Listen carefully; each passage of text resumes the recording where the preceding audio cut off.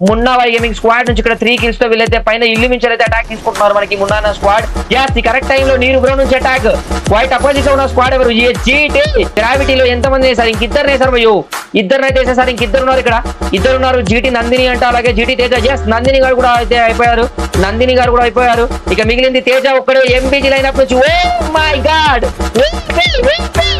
Wow wow wow bro, late అయినా కూడా ఏమన్నా కంబ్యాక్ ఎంబీజీ నుంచి. మామూలు కాదు అయ్యా బ్రో, ఏమన్నా అసలు షార్ట్ రేంజ్ ఫైట్ లో మాత్రం మామూలు కాదు, ఇచ్చి పడేస్తున్నారు. బా నీరు బ్రో, పిదా బ్రో మారో నీరు బ్రో, అఖిల్ కూడా మాత్రం ఆన్ ఫైర్ లో ఉన్నారయ్యా.